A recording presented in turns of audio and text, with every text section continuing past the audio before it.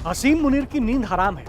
वर्दी के रौब में रहने वाला असीम मुनीर जेल में बंद इमरान के साये से भी डरने लगा है। डर हर जगह उसे इमरान की परछाई नजर आने लगी।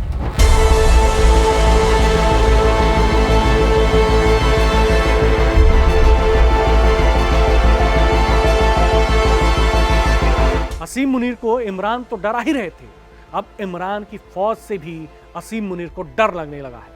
हाल ये है कि अपने चीफ यानी कि सीडीएफ असीम मुनीर के लिए ब्रिटेन से मदद मांगने को मजबूर हो गई है पाकिस्तानी आर्मी। आप सोच रहे होंगे कि इमरान तो जेल में है और वो पाकिस्तानी सेना में थे भी नहीं, तो उनकी कौन सी फौज? इमरान खान ने कब अपनी फौज बना ली?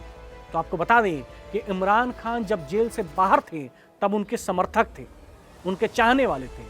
अब जब इमरान जेल में है, उनको मुनीर तंग कर रहा है, तो उनके समर्थक, उनके चाहने वाले अब उनकी फौज बन गए हैं और अपने इमरान के लिए कुछ भी करने को उतारू हैं। क्या देश, क्या विदेश, हर जगह इमरान के समर्थक असीम मुनीर के खिलाफ प्रदर्शन कर रहे हैं। जिस असीम मुनीर ने इमरान को सलाखों के पीछे डलवाया, आज उसी असीम मुनीर को इमरान की फौज डराने लगी है। फर्क बस इतना है कि ये फौज टैंक तोप वाली नहीं है, ये फौज नारों, पोस्टरों, कैमरों और सड़कों की है। और हालात ऐसे बन गए हैं कि पाकिस्तानी आर्मी को अपने ही आर्मी चीफ के लिए ब्रिटेन से मदद मांगनी पड़ रही है। यही तो कहानी का सबसे बड़ा ट्विस्ट है। जो सेना भारत और अफगानिस्तान को आंख दिखाती थी, जो कहती थी कि पाकिस्तान की हिफाजत के लिए उसे किसी की जरूरत नहीं, वही सेना आज अपने ही चीफ की सुरक्षा के लिए लंदन के दरवाजे खटखटा रही है। सवाल उठता है कि आखिर ऐसा क्या हो गया कि असीम मुनीर को विदेश में अपने ही मुल्क के लोगों से डर लगने लगा। ऐसे में एक सवाल उठता है कि इमरान तो जेल में है, फिर डर किस बात का? यही सवाल हर किसी के दिमाग में भी है। इमरान खान जेल में है, न उनके पास सत्ता है, न कुर्सी, न सरकारी मशीनरी। वो कभी पाकिस्तानी सेना में थे भी नहीं, फिर भी असीम मुनीर किससे डरे हुए हैं?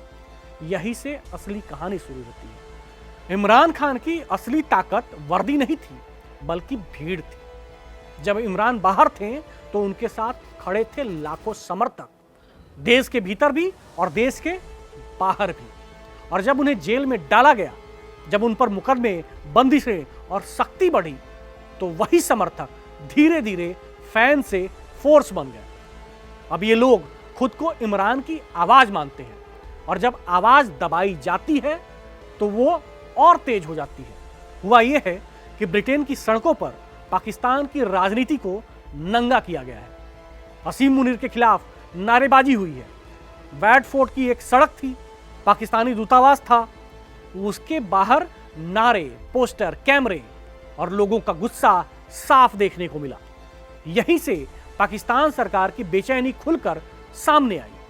इस्लामाबाद ने एक्टिंग ब्रिटिश हाई कमिश्नर को दिमाग से थमा दिया। साफ शब्दों में कहा गया कि यह सिर्फ विरोध नहीं है, ये खतरा है।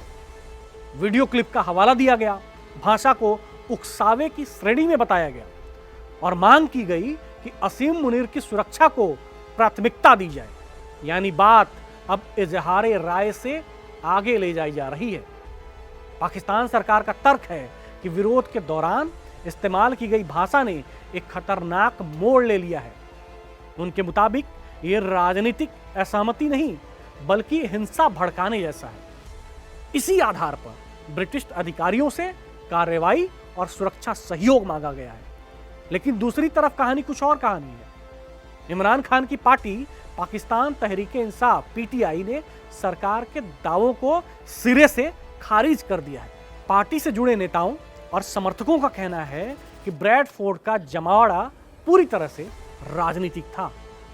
उनका आरोप है कि सरकार कुछ चुनिंदा क्लिप्स को उछालकर पूरे आंदोलन को बदनाम करने की कोशिश कर रही है। पीटीआई समर्थकों का कहना है कि जब पाकिस्तान में बोलने की आज़ादी छीनी जाती है, जब नेताओं को जेल में डाला जाता है, जब मीडिया को दबाया जाता है, तो विदेशों में बसे लोग ही आखिरी मंच बनते हैं।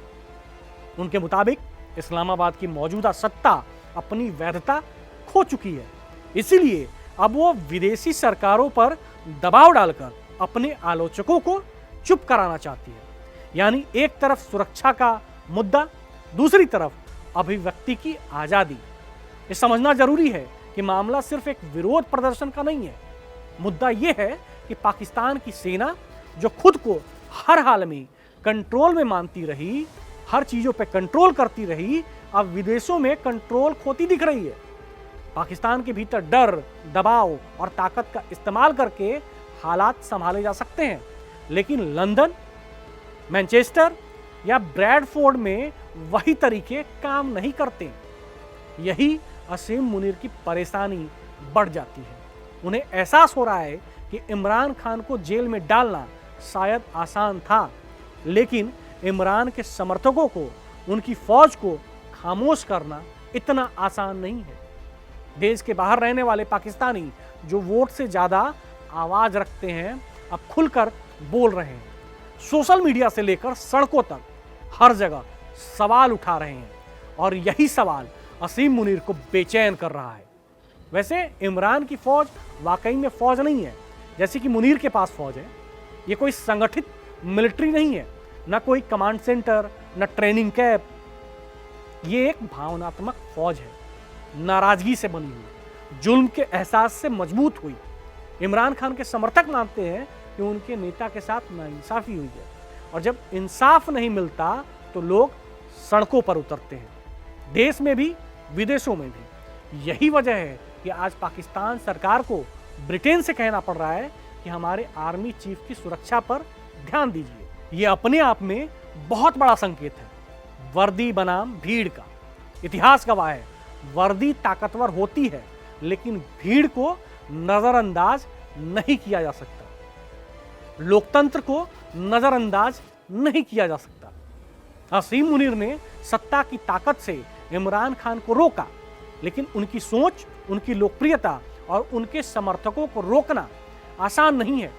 आज हालात ये है कि जो सेना दूसरों को डराती थी, वो खुद डर के साए में जी रही है। और डर का सबसे बड़ा कारण कोई विदेशी दुश्मन नहीं है, बल्कि अपने ही लोग हैं।